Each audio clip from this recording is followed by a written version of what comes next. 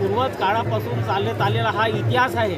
आणि या यात्रेमध्ये लोक गोट्याची गोटमार खेळतात, लोक इकडे काही रंगाची होळी खेळतात। या यात्रेमध्ये गोट्याची गोटमार होते आणि या गोटमारीमध्ये जोपर्यंत कोणाला गोटा लागत नाही तोपर्यंत ही गोटमार चालू असते। आणि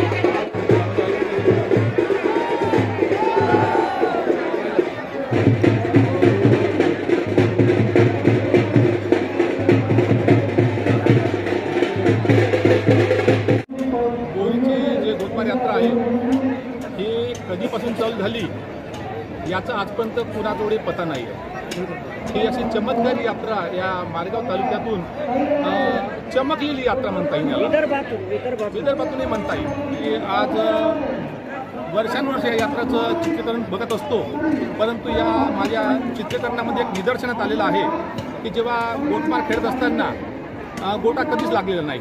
मी फार बारीक निदर्शन केलं आहे, परंतु जेव्हा गोटमार 1-2 मिनिटाकरता थांबल्या जाते तेव्हा अचानक गोटा कुठून तरी येतो आणि त्या एका खेळणाऱ्याला लागतो आणि त्याच्यामध्ये जोपर्यंत बेशुद्ध होत नाही तोपर्यंत ते ग्राह्य धरल्या जात नाही। हे एक चमत्कारच म्हणावं लागेल। यवतमाळ जिल्ह्याच्या मारेगाव तालुक्यातील गदाजी बोरी या ठिकाणी चंद्रपूर, वर्धा, यवतमाळ या भागातील मोठ्या संख्येने नागरिक होळीच्या पर्वावर, धुलीवंदनाच्या पर्वावर म्हणजे फाल्गुन पौर्णिमेच्या वेळेस मोठ्या संख्येने इथं गोटमार यात्रा पाहण्यासाठी येतात।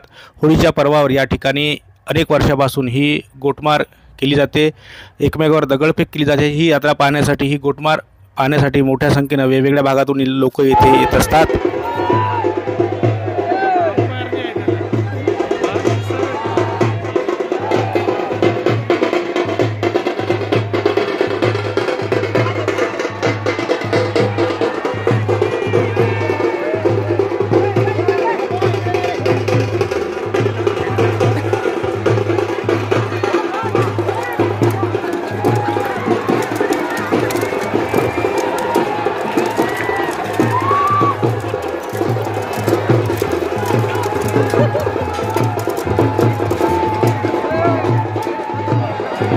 गदाजी यात्रेचं महत्त्व असं आहे का पूर्वज काळापासून चालत आलेला हा इतिहास आहे।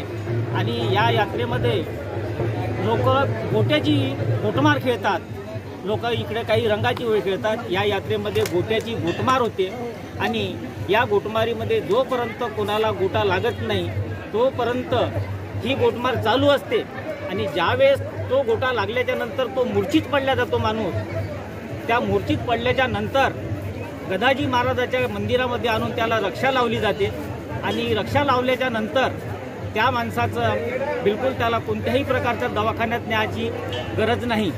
आणि ही प्रथा खूप जुनी आहे की आतापर्यंत म्हणजे ना कुणालाच माहीत नाही। जुन्या काळामध्ये गावावर डाके पडत होते आणि ह्या परिस्थितीमध्ये गदाजी महाराजांनी वेशीवर गोटमार